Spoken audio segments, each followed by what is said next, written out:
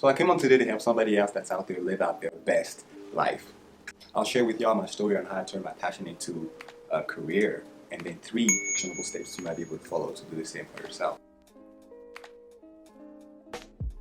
Story time. From 2017, a year after I graduated high school, I decided that, you know what, I really like doing this anyway. I should be getting paid to do this. And literally with that thought, I started, opened my computer, got online, started searching, how can I do this and get paid to do it? And after researching and watching videos online and reading articles, I was like, okay, signed up on a few freelancing websites and, just started sending applications and started applying to these random gigs. And I mean, mind you, at the time, I had just graduated high school, so I had no degree and I had no real experience either. Like, I had nothing to my name. I was running on pure faith. But eventually, I landed a contract, my very first contract, and I'll never forget. It was a contract for like $80 or so, and it was to fix some random bug in the guy's video. Man, I kept going, then I landed another gig for $150, and then after that, that's when I landed my first real gig, and that one was for $1,600, right? Which is a big jump from less than 200 to 1,600. You smell that? What is that? What? What's that smell? A cologne? No. Opportunity. No. Money. Oh, okay. I smell money. Okay. I'll say that this was my first real job because the other contracts I had gotten before this one were just small maintenance things, but this one was the first one where I was really building something. And man, it's a funny story. I mean, at the time, I had no idea about real-world applications. And when I applied to this, gig, and I was telling this guy that I was going to build this entire website for his startup from scratch in like 14 days, like I was talking straight out of my neck. I didn't know what I was talking about. Told him it would just take me 14 days. Ended up taking me 6 months. So, nonetheless, at the end of that contract, when I finally finished building, his website for his startup, he was like, hey, I need somebody to do the maintenance. And so we negotiated and we had agreed on a deal that he would pay me, I remember, $350 a month. And then for that, I'll just be providing maintenance to his website. And, now looking back, man, I was grossly underpaid and overworked because I ended up for the following months working like at least maybe 20 hours a week or so on that thing for $350 a month, which comes out to roughly $2,000 to $3,000 an hour. Like, it's not even minimum wage money. But the thing is, I didn't really care. And actually, when we made that deal, I quit my job at iHOP. I was working at iHOP about, the standard 20 hours every 2 weeks, and I would get like 200, right? And so all in all, in a month, I would get 400 from working at iHOP. And so to me, it was simple math. It was like, well, hold on. I'm getting $350 here to work this job that, I spend more time working on it, but I enjoy it. Or then I have this other one that pays me a little more, but I hate being there. And so to me, it was a no-brainer. I mean, at the time, I still lived at home and I didn't have any real expenses. And so I could afford to make that sacrifice. And so I remember, man, I walked into iHOP and left that day. I knew that was my last day. I was never going to be coming back. And I remember when I told my manager that I was quitting to start because I was going to be a software developer. And I'll never forget, she didn't really believe me, or she didn't believe that I would make it, because working at iHOP, it's kind of a revolving door. There's a lot of people that will leave and then they'll come back. And so when I told her that, she kind of had that smug look on her face that said, yeah, you're going to be back here in a few months. Never went back, man. For the next 9 months or so, that was my life. And let me tell you, I was in way over my head. Like, I had no clue what the I was doing. When I look back, I feel a bit sorry for him, because over those months of working together, we kind of got accustomed, got to know his story.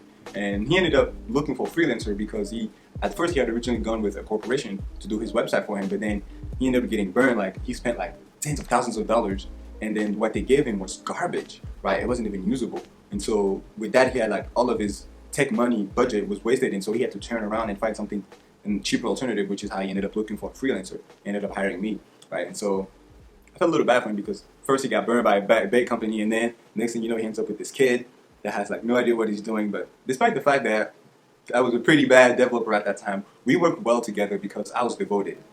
I truly cared and I truly wanted to see him succeed. At the end of the 9 months, he was telling me that he was shutting down a business because he wasn't getting any traction. If you see this video, Jav, I just want to say thank you. The opportunity you gave me changed my life. And so from that point on, I had accumulated enough experience, about a year, to be able to stand out and to have a chance to actually compete. When I was out looking for their jobs and applying with these contracts. Following that, I worked mostly part-time contract because, keep in mind I was still in school, part-time taking classes and doing all that. So I didn't want to take a full-time engagement and then that would suck away all my time. But throughout that year, of me part-timing, I had so many full-time offers that came my way. And one time I took up one that ended up leaving within a month because I hated it. It was so much time. And I was like, no. But yeah, but during that year I had opportunities come up, but then I just turned them down because I wasn't interested. That wasn't where my focus was. And that lasted until about summer 2019 where I got an offer for full-time with a company that I ended up doing like a small fixing contract with the year before. I was looking for something for the summer, so I was out applying, and they reached out to me. They're like, hey, Verdi, actually we need somebody, you're looking for work, right? Like to join us. And I was like, okay, cool. So I joined them, for the summer, and then I ended up staying with them to this day. And so at the end of that summer, when school started back again, it was very hard for me to balance working, going to school, and trying to build a tech startup on the side. That's mostly what that's mostly what I ended up working on. Most of these contracts that I had, I would get hired by development agencies to build software for startups. So during all that time, I worked on startup, and so I got accustomed to the startup ecosystem, and I learned it, and I got really interested in it, and ended up starting a business all throughout that time. And so in the fall, when it became really difficult for me to be able to balance all these things, I was like, one has to go. I can't do all these things. And so after lots of hesitating and a lot of fear and a lot of, what will happen to me if this was a bad decision? And in 10 years, I regret it. I finally pulled the plug on school. I was like, I genuinely felt that school was slowing me down, was hindering me. I was in class wasting my fucking time.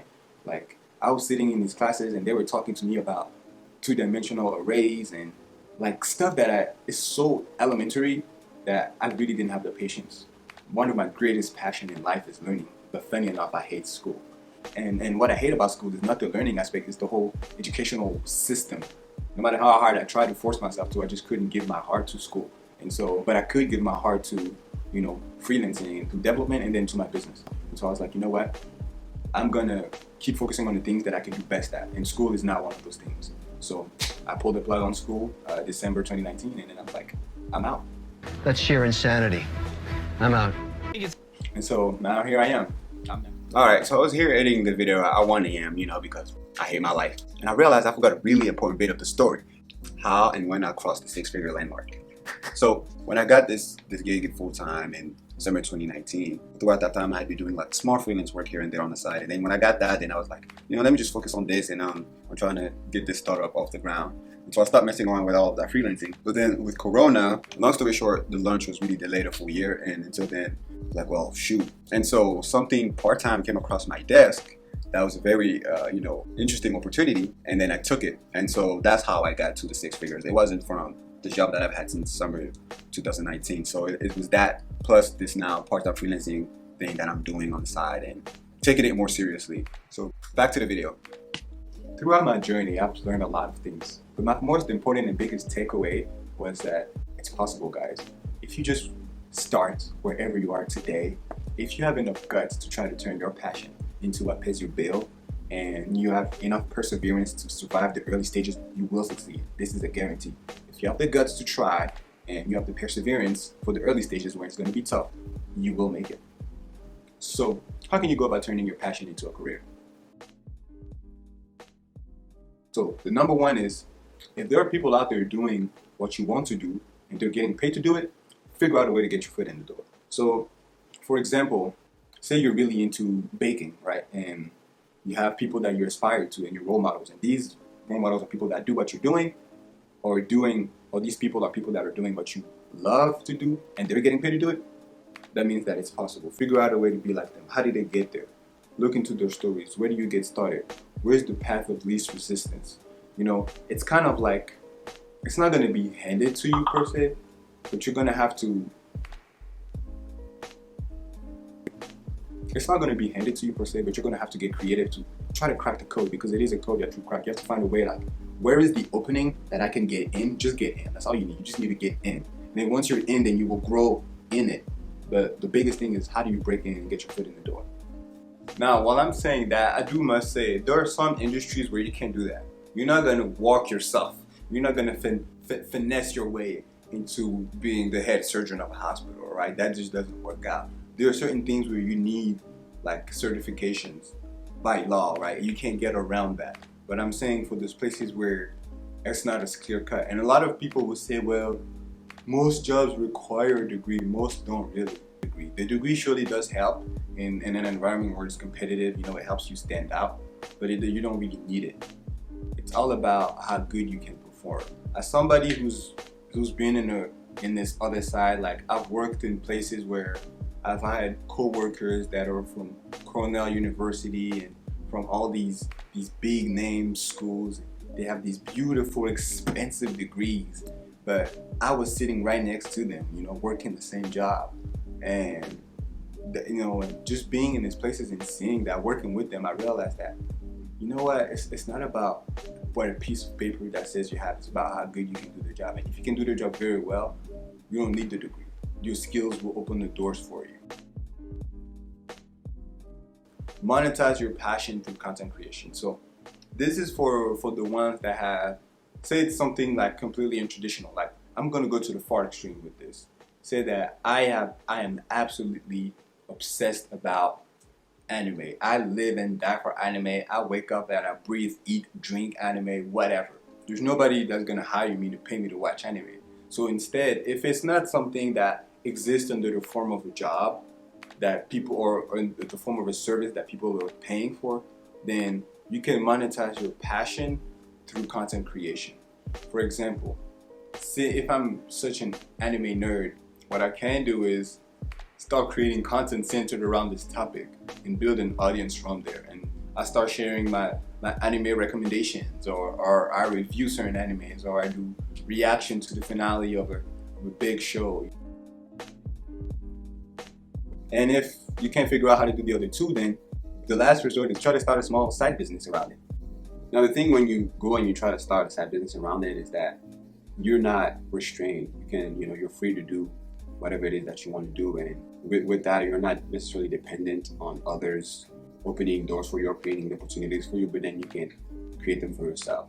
Because if there's something you like, then most likely than not, there is a way that you can somehow use that to help somebody else.